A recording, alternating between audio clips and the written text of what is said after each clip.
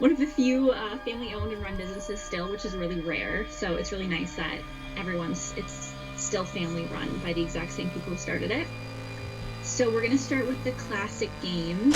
Rummikub, still the same game, but this is version Onyx. So basically it's just a little bit updated and refreshed. It's got some really nice black tiles, very vibrant looking. I think this is really good too if you have like any diehard Rummikub or Sequence fans. This is just like a really good gift because they're just kind of new, refreshed versions of the old classic games. We also have Sequence. This one is stacks. The goal is to get a run, what they call it in Sequence. So from 1 to 5, you want to get your chips on the board, either vertically, diagonally, or horizontally. So that's just kind of the main aspect of the game.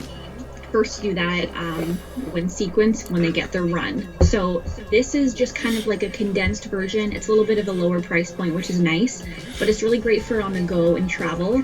And if you don't like whipping out like a giant game board and having all that kind of clutter, this is like a really great option. So that is Sequence stacks. So all the licensed games are Harry Potter.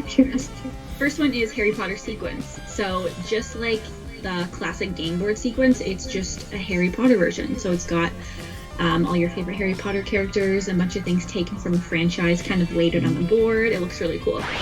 The next one we have is Spellcasters. So this is really cool because it's a charade game, which I feel like I don't really see a lot of these days. So if you're a die-hard Harry Potter fan, I feel like this is a really good game, especially if you know the spells they use. Basically, one person is named the spellcaster, and they have to perform a spell with a bit of a charade, and then the people in the group have to guess what spell they're performing. So if you know Harry Potter, you'll know this game. You'll be really good at it. The next one is Magical Beasts game. So this is just kind of a take on your classic game board, kind of similar idea to Candyland or Monopoly. You're basically just kind of, the goal is to get around the board. You can choose like a character from Harry Potter, and you're racing around the board trying to collect clues and track all the creatures. And when you collect the creatures and get to the end, you win, and that's essentially it. So it's very easy, but it's got like a bunch of like cool twists and turns and challenges kind of along the way. Next we have Triwizard Maze. Very similar to that, it has that like pop and race action with like the little push poppy thing, but this one comes with challenge cards, so it's a little bit more of a difficult kind of version of Trouble, just with some Harry Potter questions and trivia and stuff.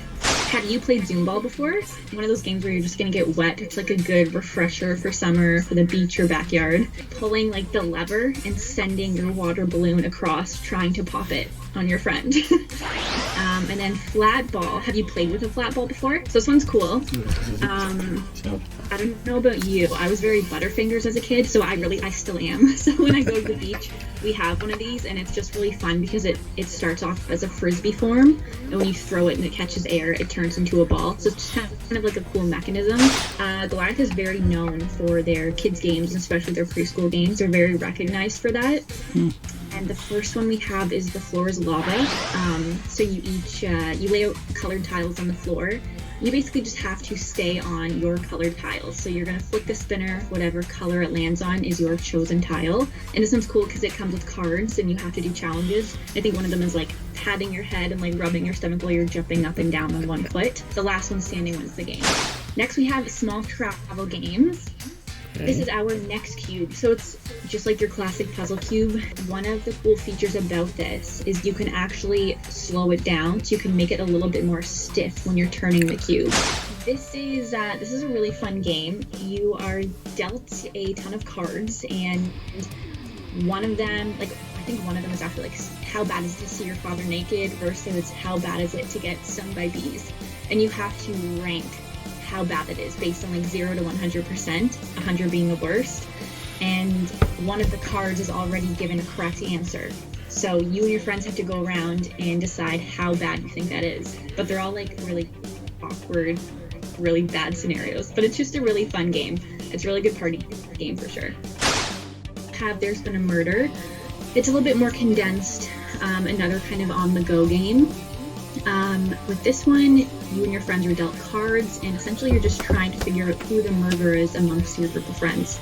So the cards are clues, suspects, and based on like what you and your friends share amongst each other, you have to figure out who the murderer is. So it's at a lower price point, which is nice if you're not looking to spend as much. But yeah, they're both just really good crime options. I feel like everyone loves a good like murder mystery game, so those ones look really fun.